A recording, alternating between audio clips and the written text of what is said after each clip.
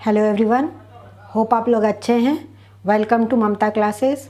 आज हम लोग नया टॉपिक पढ़ेंगे और वो टॉपिक है meaning of debit and credit. Business में बहुत सारा आइटम होता है, चाहे वो एसेट्स हो, लायबिलिटीज़ हो। एसेट्स में भी बहुत सारा आइटम हो जाता है, जैसे cash account, stock, debtors, furniture. तो जितना आइटम रहता है बिजनेस के पास, सबके लिए हम सेपरेट अकाउंट बनाते हैं। और ये जो अकाउंट बनता है ये अल्फ़ाबेट टी शेप में बनता है। तो इंग्लिश में जैसे टी लिखते हैं, सारा अकाउंट्स भी टी शेप में बनता है। यानी कि किसी भी आइटम का अकाउंट्स दो साइड में डिवाइडेड होता है। Left hand side is known as debit side and right hand side is known as credit side. तो इसका फॉर्मेट हम अभी ड्रॉ करके समझाने की कोशिश करते हैं।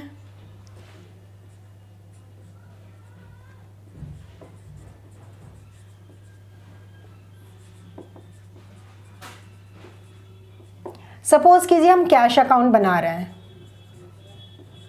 क्योंकि कैश के बिना तो बिजनेस का कोई अस्तित्व ही नहीं होगा। ये हमारा कैश अकाउंट हो गया। लेफ्ट हैंड साइड को हम डेबिट साइड बोलते हैं और इसका अब्रिविएशन हो गया DR।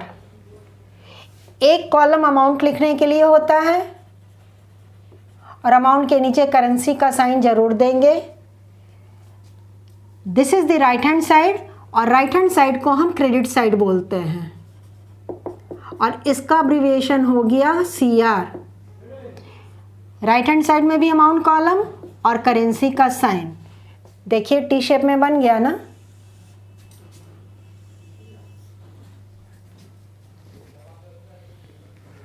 दो पार्ट में डिवाइड हो गया, left hand side and right hand side, इसीलिए इसको बोला गया है टी शेप अकाउंट। कोई भी अकाउंट बनेगा फॉर्मेट बिल्कुल ऐसे ही बनता है, कोई फर्क नहीं आने वाला है, बस ऊपर में नाम हेडिंग चेंज हो जाएगा। तो this is the meaning of debit and credit. अगला टॉपिक हम लोग आज पढ़ेंगे जो कि बहुत ही इम्पॉर्टेंट है, golden rules of debit and credit. और ये गोल्डन रूल बाबू मेरे अकाउंट्स का फाउंडेशन है, यानी कि नींव है। इसको अच्छे से समझ लेना है, क्योंकि अगर आपका नींव मजबूत होगा तभी जो कंस्ट्रक्शन हम करते हैं वो मजबूत होता है। तो यहाँ भी अगर आपका फाउंडेशन मजबूत हुआ तो आगे का जो आप न्यूमेरिकल जब सॉल्व करने लगेंगे वो भी अच्छे से आपको समझ में आएगा। तो यहाँ दिमाग में एक सेपरेट फाइल बना करके गोल्डन रूल्स को वहाँ पे सेव कर लेना है। और ये गोल्डन रूल्स चाहे आप 11th में पढ़िए, चाहे कोई प्रोफेशनल कोर्स करिए, वहाँ तक बिल्कुल सेम है, कोई चेंज नहीं होने वाला है। तो ये नहीं कि आप 11th में हैं तो उसका गोल्डन रूल कुछ और होगा, अगर आप मास्टर डिग्री कर रहे हैं तो गोल्डन रूल कुछ और होगा। Never, it remains the same. Even आप प्रोफेशनल कोर्स कर रहे हैं तो वहाँ भी जो गोल्डन रूल अभी हम पढ़ने जा रहे हैं बिल्कुल सेम टू सेम है। तो आगे बढ़ते हैं गोल्डन रूल्स पे। ये है हमारा golden rules of debit and credit. तो जब हम कोई पर्टिकुलर अकाउंट बनाते हैं तो उसमें किस साइड लिखना है, डेबिट साइड लिखना है या क्रेडिट साइड लिखना है, इसका कुछ नियम है और उस नियम को हम बोलते हैं golden rules of debit and credit, या इसको आप अप्रोच भी बोल सकते हैं। तो ये रूल को दो तरीके से एक्सप्रेस किया जाता है। पहला जो अप्रोच है वो है अमेरिकन अप्रोच, दूसरा नाम है उसका मॉडर्न अप्रोच। दूसरा जो कैटेगरी है वो है ब्रिटिश अप्रोच और इंडियन अप्रोच या रूल, और इसका तीसरा नाम है ट्रेडिशनल अप्रोच। तो दोनों अप्रोच हम सीखेंगे, लेकिन फ़िलहाल इस चैप्टर में हम लोग ये अप्रोच सीखेंगे। तो एज़ पर अमेरिकन अप्रोच, जितना भी आइटम है अकाउंट्स में उसको हम 5 कैटेगरी में डिवाइड किए हैं। तो सबसे पहला जो कैटेगरी है वो है एसेट्स अकाउंट। तो एसेट्स अकाउंट में क्या क्या आ जाता है? कैश आ जाता है, बैंक बैलेंस आ जाता है, फिर फर्नीचर है, स्टॉक है, डेटर्स है, ये सब मेरे लिए एसेट्स हैं। बिल्डिंग, लैंड, मशीनरी, जो भी आइटम आएगा एसेट्स का तो उस पर एसेट्स अकाउंट का नियम अप्लाई करेगा। ठीक है। दूसरा जो मेरा कैटेगरी हो गया वो है कैपिटल अकाउंट या ओनर्स इक्विटी अकाउंट। तो ओनर का पैसा जो लगता है बिजनेस में उसको हम कैपिटल बोलते हैं। उसका जब अकाउंट बनाएंगे तो उससे रिलेटेड जो रूल है उसको फॉलो करना पड़ेगा। मतलब कि कब हम डेबिट साइड लिखें और कब हम क्रेडिट साइड लिखें। नेक्स्ट जो आएगा आपका वो है लायबिलिटीज़ अकाउंट। तो लायबिलिटीज़ अकाउंट में क्या क्या आ जाता है? अगर कोई लोन लिए हैं तो वो हमारे लिए लायबिलिटी है। क्रेडिटर्स है, यानी कि हमने किसी से उधार माल परचेज़ किया है तो वो मेरे लिए लायबिलिटी है। कोई बकाया खर्च है वो लायबिलिटीज़ है। तो इन आइटम का अगर अकाउंट बना रहे हैं तो उसका भी रूल एप्लीकेबल होगा। नेक्स्ट है आपका रेवेन्यू और इनकम और गेन अकाउंट। रेवेन्यू हमको मिला है या जो इनकम हम अर्न किए हैं या जो हमको गेन हुआ है उससे रिलेटेड अगर अकाउंट बना रहे हैं तो उसका रूल हमको फॉलो करना पड़ेगा। लास्ट वन इज़ एक्सपेंसेस और लॉसेस अकाउंट। एक्सपेंस किए हैं जैसे से फॉर इंस्टेंस सैलरी पेमेंट किए हैं, रेंट पेमेंट किए हैं, परचेजेज है, तो ये सब मेरे लिए क्या है? एक्सपेंसेस अकाउंट है। अब इन सब अकाउंट का अगर हम यहाँ पे बना रहे हैं तो उस पर उसका रूल एप्लीकेबल होगा। रेवेन्यू या इनकम का कौन सा एग्जाम्पल है? सेल्स है, इंटरेस्ट रिसीव्ड है, रेंट रिसीव्ड है, डिविडेंड रिसीव्ड है। अगर ये सब अकाउंट बना रहे हैं तो इसका रूल एप्लीकेबल होगा। ठीक है। तो एक चीज़ ध्यान रखिएगा, बहुत सिंपल है। आपके हाथ में 5 फिंगर्स और यहाँ भी मेरा 5 आइटम। ठीक है।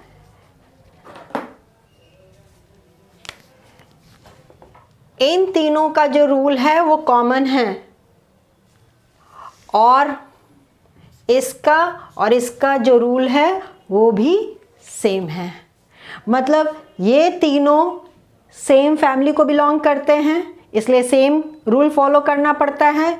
और पहला और लास्ट आइटम दूसरे फैमिली को बिलोंग करता है तो इनका भी जो रूल है वो कॉमन है। हम एक्सप्लेन करने की कोशिश कर रहे हैं थोड़ा सा और डिफरेंट वे में। 5 उंगलियां हैं, थंब एंड स्मॉल फिंगर एक साथ जाएगा। इन दोनों का रूल सेम है, मतलब एसेट्स अकाउंट और एक्सपेंसेस अकाउंट। थंब मेरा एसेट्स अकाउंट हो गया एंड स्मॉल फिंगर हमारा एक्सपेंसेस अकाउंट हो गया। तो इन दोनों के लिए सेम रूल एप्लीकेबल है। नेक्स्ट है मेरा index finger, middle finger and ring finger. इन तीनों के लिए जो रूल है वो सेम है। तो कभी भी आपको कोई कंफ्यूजन नहीं होगा अगर ये याद रखिएगा तो। ये ट्रिक्स बहुत सिंपल है। अब हम इनका डिटेल में रूल अभी समझने जा रहे हैं। तो सबसे पहले हम एसेट्स अकाउंट का रूल सीखेंगे।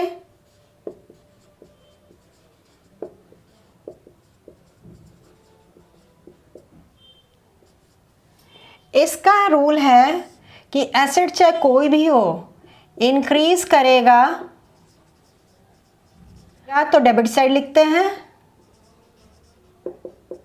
और डिक्रीज करेगा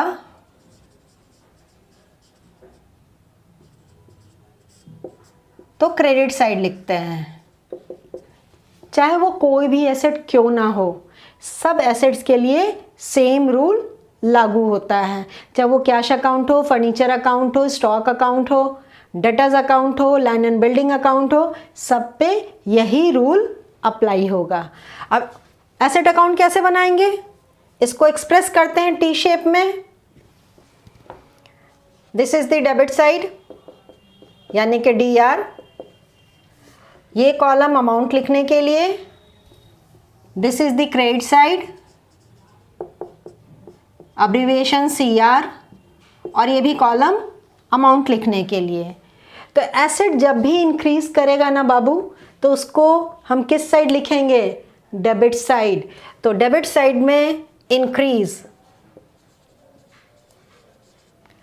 और जब भी एसेट घटेगा तो उसको हम क्रेडिट साइड लिखेंगे। मतलब decrease is always recorded on the credit side. से फॉर इंस्टेंस कैश अकाउंट लेते हैं, अगर कैश इंक्रीज किया ड्यू टू कैश रिसीव्ड, या हमको इंटरेस्ट मिला है उसकी वजह से कैश बढ़ा, तो किस साइड लिखेंगे? Debit side. और अगर कैश घटेगा तो क्रेडिट साइड। कैश कैसे घटा? हम किसी को पेमेंट किए हैं या कोई चीज़ परचेज किए हैं तो कैश घट जाता है, तो उसको हम क्रेडिट साइड लिखेंगे। ये कभी भी उल्टा नहीं हो सकता है, कीप दिस इन माइंड। दूसरा account, this was the first account. Second account is capital account, जिसको ओनर अकाउंट भी बोलते हैं। फॉर्मेट तो बिल्कुल सेम रहेगा as asset account. Left hand side is debit side, तो अब DR लिख दे रहे हैं सिर्फ। This is for writing the amount. Right hand side is credit side and amount. तो कैपिटल का जो नियम है ये एसेट्स का ठीक उल्टा चलता है। इसमें इंक्रीज तो क्रेडिट साइड, और डिक्रीज तो डेबिट साइड। देख रहे हैं ना, इस अकाउंट का ठीक उल्टा है यहाँ का रूल। इसमें इंक्रीज हुआ तो डेबिट साइड, डिक्रीज हुआ था तो क्रेडिट साइड, लेकिन कैपिटल का ठीक उल्टा। इंक्रीज तो it will be recorded on the credit side and decrease तो डेबिट साइड। मतलब कैपिटल जब भी बढ़ेगा तो उसको हम क्रेडिट साइड लिखेंगे, और कैपिटल जब भी घटेगा तो उसको हम डेबिट साइड लिखेंगे। तो कैपिटल किस वजह से बढ़ता है? जब नया कैपिटल बिजनेस में लगाया जा रहा है तो कैपिटल इंक्रीज हो जाता है। और डिक्रीज कब होता है? जब ओनर या तो कैपिटल विड्रॉ कर लिया बिजनेस से, या पर्सनल खर्च के लिए कुछ भी निकाल लिया, चाहे कैश हो चाहे गुड्स हो, तो मेरा कैपिटल घट जाता है, तो उसको हम डेबिट साइड लिखेंगे। याद रहेगा? तो decrease on the debit side, D and D, ये याद रखने का ट्रिक है। डेबिट एंड डिक्रीज दोनों सेम टू सेम। और इधर इंक्रीज, जब एक याद है तो दूसरा याद हो ही जाएगा। Increase on the credit side. तो this is the rule for capital या ओनर्स इक्विटी अकाउंट। ठीक है, आगे बढ़ते हैं।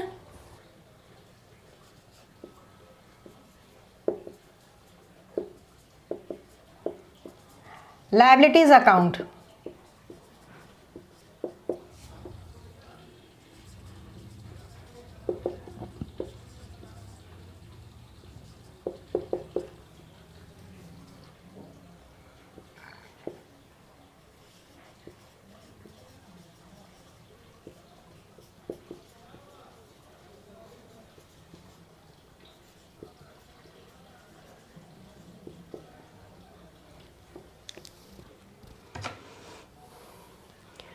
Next one is liabilities account.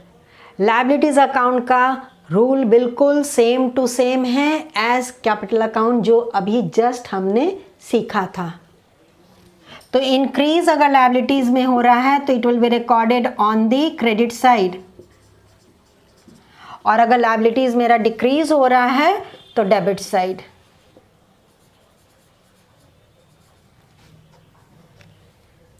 ठीक है, जैसे से फॉर इंस्टेंस आपने क्रेडिटर से उधार परचेज किया और ये अकाउंट क्रेडिटर अकाउंट है, तो परचेज करने की वजह से हमारा क्रेडिटर बढ़ जाएगा, तो उसको किधर लिखेंगे? Credit side. और जब आप क्रेडिटर्स को पेमेंट करते हैं तो मेरा क्रेडिटर्स घट जाता है, तो उस केस में किधर लिखेंगे? On the debit side. तो बिल्कुल सेम रूल है as it was in case of capital account. और उसी रूल पे रेवेन्यू अकाउंट या इनकम अकाउंट भी बेस्ड है। जब भी मेरा रेवेन्यू बढ़ता है तो उसको हम क्रेडिट साइड लिखते हैं, और रेवेन्यू घट जाता है तो डेबिट साइड लिखते हैं। से फॉर इंस्टेंस सेल्स अकाउंट बना रहे हैं, सेल्स किया है हमने तो सेल्स अकाउंट में किधर जाएगा, क्रेडिट साइड। और अगर सेल्स रिटर्न है यानी कि कस्टमर हमको माल वापस रिटर्न कर दिया तो it will be recorded on the debit side. ठीक है, अब लास्ट एक और बच गया।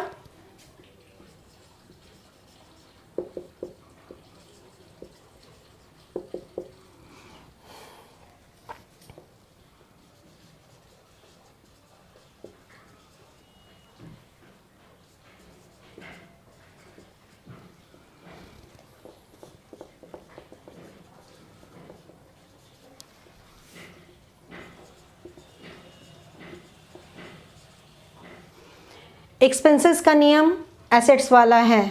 एक्सपेंसेस जब भी बढ़ेगा तो डेबिट साइड लिखा जाएगा, और जब घटेगा तो क्रेडिट साइड।